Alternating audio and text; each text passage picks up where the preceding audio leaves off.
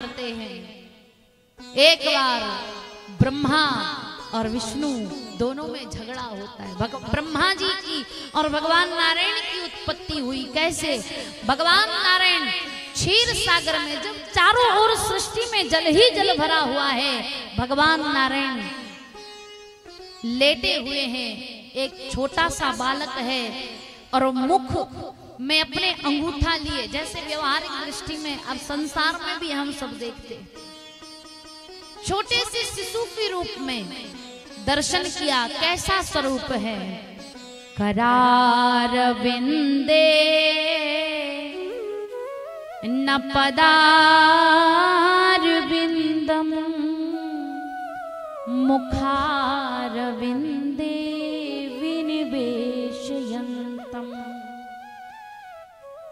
छोटा सा बालक जैसे अपने पैर का अंगूठा लेकर अपने मुख में रख लेता है, भगवान उसी प्रकार समुद्र में, क्षीर सागर में लेटे हुए हैं। भगवान की नाभि से, कुछ शास्त्र में, कुछ संत, कुछ विद्वान कहते हैं भगवान नारायण शेष सैया पर लेटे हुए हैं और कहते हैं उनकी नाभि से कमल उत्पन्न होता है।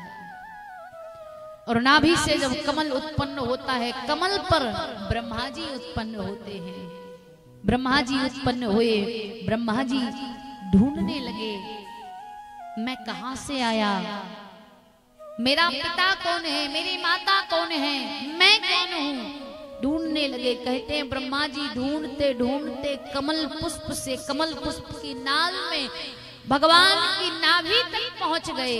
जब देखा भगवान विष्णु को तो कहने लगे, आप कौन? भगवान विष्णु ने कहा, ब्रह्मा जी मैं तुम्हारा पिता हूं, मैं विष्णु हूं। ब्रह्मा जी कहते हैं पिता तो वो होता है जो पुत्र को जन्म देता है, आपने मुझे जन्म तो दिया नहीं, मैंने ही आपको खोजा है, मैंने ही ढूंढा है, इसलिए मैं पिता हुआ, आप पुत्र हुए। भगवान नारायण कहते हैं नहीं, मेरे नाभि कमल से तुम उत्पन्न हुए हो, इसलिए मैं पिता और तुम पुत्र। ब्रह्मा जी कहते हैं मैं पिता हूं, मैं श्रेष्ठ हूं, और भगवान नारायण कहते कि मैं श्रेष्ठ हूं। आज दोनों में झगड़ा होने लगा। ब्रह्मा जी कहते कि मैं तुम्हारा पिता हूं, भगवान नारायण कहते कि मैं तुम्हारा पिता हूं। आज दोनों अपने को श्रेष्ठ बताने में लगे हुए। समाज में भी तो यही हो रहा है, हर व्यक्ति अपने को श्रेष्ठ और ज्येष्ठ बताना चाहता है, हर व्यक्ति बड़ा बनना चाहता है, हर व्यक्ति ज्ञानी बनना चाहता है, हर व्यक्ति आगे श्रेष्ठ होना चाहता है, लेकिन छोटा कोई नहीं बनना चाहता। संसार में भी पिता सोचता है कि मैं बड़ा, बेटा सोचता है मैं ज्यादा पढ़ लिख गया इसलिए मैं पिता से ज्यादा बड़ा, पिता अनुभव में बड़ा, जीवन आयु में बड़ा, और पुत्र सोचता है मैंने ज्यादा शिक्षा दीक्षा अध्ययन किया इसलिए मैं पिता से ज्यादा बड़ा। संसार में भी यही हो रहा है।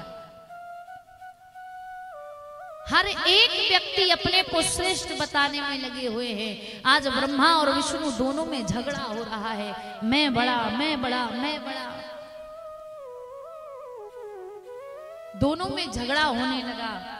और शास्त्र कहते हैं झगड़े का परिणाम सदा हानि ही होती है। युद्ध हो, लड़ाई हो, झगड़ा हो,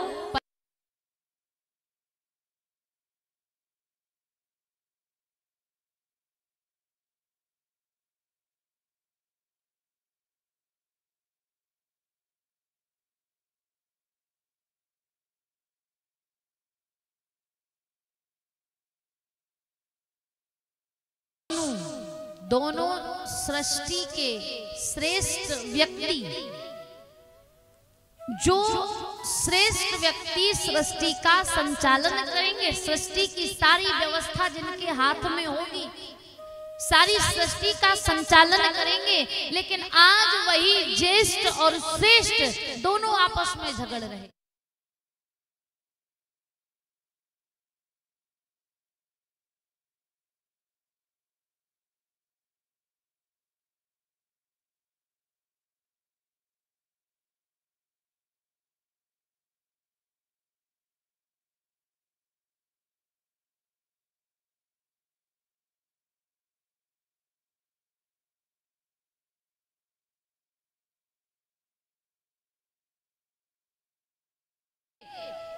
लेकिन आज उनमें ही झगड़ा हो रहा है, तो संसार के जीवों पर क्या प्रभाव पड़ेगा।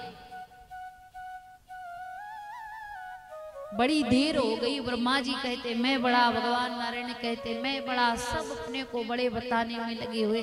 भगवान शंकर से नहीं रहा गया कि बहुत समय हो गया, अभी तक दोनों का झगड़ा शांत नहीं हुआ। भगवान शंकर को क्रोध आया और दोनों ब्रह्मा और विष्णु जहां अपने को बड़ा बताने में लगे हुए थे, मैं बड़ा, मैं बड़ा, मैं बड़ा, मैं बड़ा, आज दोनों के बीच भगवान शंकर शिवलिंग रूप में प्रकट हो गए। बोलिए शंकर भगवान की। देखिए सृष्टि की ये पहली घटना है जो भगवान शिव शिवलिंग रूप में प्रकट हुए। भगवान की मूर्ति रूप में पूजा हुआ करती थी, लेकिन जब से शिवलिंग प्रकट हुए ब्रह्मा और विष्णु के बीच, तब से शिवलिंग पूजा का भी महत्व है। ब्रह्मा और विष्णु के झगड़े को शांत करने के लिए भगवान शिव प्रकट हुए। और कैसे प्रकट हुए? महानल स्तंभ, महाअनल अर्थात अग्नि का स्तंभ जो है, उसके आकार में भगवान शिव का शिवलिंग जो प्रकट हुआ, ऐसी चमक, ऐसी आभा कि भगवान शंकर जो प्रकट हुए तो ब्रह्मा जी और भगवान विष्णु के भी नेत्र बंद हो गए। ऐसी चमक है, ऐसा प्रकाश, जैसे करोड़ों सूर्य वहां पर विराजमान हो। और करोड़ों सूर्य जब एक स्थान पर आ जाए तो क्या हाल होगा, सोचो। जैसे जब कभी सूर्य भगवान अपने तेज में तपते हैं, तो हम अपने घर की आंगन में या छत पर खड़े होकर भगवान सूर्य की ओर देखना चाहें तो देख सकते हैं क्या? आंखें खुली रहती हैं उधर? क्या नहीं रहती। जैसे ही ऊपर की ओर दृष्टि करते हैं तो आंख बंद हो जाती है। जैसे अप्रैल मई का महीना हो, अभी तो ठंडी का समय है, हम लोग थोड़ा धूप में बैठ ही लेते हैं, लेकिन अप्रैल मई का महीना और दिन के 12-2 बजे नहीं, अगर दिन के 9 बजे भी कोई कहे कि आप आधे घंटे के लिए धूप में सूर्य के तेज के नीचे खड़े हो जाओ, खड़े रह पाओगे? नहीं रह पाओगे। जब एक सूर्य का इतना तेज है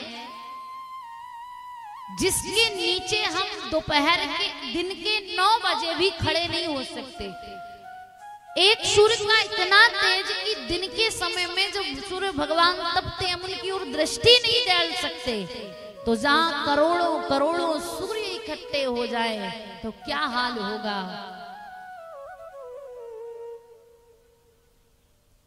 ऐसी चमक, ऐसी आभा कि भगवान ब्रह्मा और विष्णु दोनों के नेत्र बंद हो गए।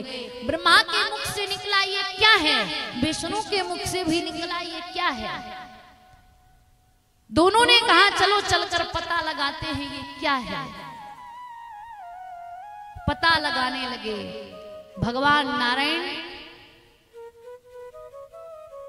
कहां से प्रकट हुआ है ये, उसका पता लगाने के लिए शूकर रूप धारण किए और नीचे की ओर गए। और ब्रह्मा जी कहां इसका अंत है वो पता लगाने के लिए हंस रूप धारण कर ऊपर की ओर गए। देखिए भागवत के अनुसार भगवान नारायण ने शूकर का रूप इसलिए धारण किया कि हिरण्याक्ष पृथ्वी माता को लेकर चला गया था, तो पृथ्वी माता को वापस लाने के लिए भगवान शूकर अवतार, वराह अवतार धारण करते हैं। लेकिन शिव महापुराण के अनुसार भगवान नारायण शिवलिंग का आदि कहां से उत्पन्न हुआ है उसका पता लगाने के लिए वराह रूप धारण करते हैं। और ब्रह्मा जी अंत पता लगाने के लिए कहां तक पहुंच गया है तो हंस रूप धारण करके ऊपर की ओर जाते हैं। भगवान नारायण वराह रूप धारण कर नीचे पृथ्वी जाते ही रहे, जाते ही रहे, जाते कई महीनों बीत गए। जब पता नहीं चला तो लौट कर वापस आ गए। ब्रह्मा जी को भी कई महीनों बीत गया। भगवान नारायण सोच रहे हैं मैं पता नहीं लगा पाया, शायद ब्रह्मा जी पता लगा ले। कई महीनों के बाद जब ब्रह्मा जी लौट कर आए तो ब्रह्मा से भगवान नारायण ने पूछा, क्या आपने ये जो वस्तु हमारे बीच में है इसका अंत का पता लगाया? ब्रह्मा जी ने झूठ कह दिया, और जैसे ही झूठ कहा आज शिवलिंग से देवादिदेव महादेव भगवान भैरव रूप में प्रकट हो जाते हैं। बोलिए भैरव भगवान की। भैरव रूप में प्रकट जैसे ही भगवान शंकर हुए ऐसा क्रोध, ब्रह्मा जी ने झूठ कहा। शंकर जी बोल पड़े, ब्रह्मा जी सत्य कहो, क्या तुमने ये शिवलिंग के अंत का पता लगा लिया? ब्रह्मा जी बोले हाँ प्रभु। नारायण भगवान ने कह दिया, प्रभु मैं तो पता नहीं लगा पाया इसका आदि कहाँ है, कहां से उत्पन्न है, कहां से प्रकट है। ब्रह्मा जी ने कह दिया मैं अंत का पता लगा लिया हूं। ब्रह्मा जी ने झूठ कहा, और ब्रह्मा ने ही नहीं अपने साथ में 2 गवाह भी ले लिए। जब कोई झूठ बात को सत्य बनानी है तो उसके लिए गवाह भी तैयार किए जाते हैं। ब्रह्मा जी ने झूठ को सत्य बनाने के लिए गवाह लेकर आए, एक गौ माता, दूसरा केतकी का पुष्प। ब्रह्मा जी ने कहा, बोले बाबा मैंने शिवलिंग के अंत का पता लगा लिया हूं, अगर मेरी बात पर विश्वास नहीं तो गौ माता से पूछ लो।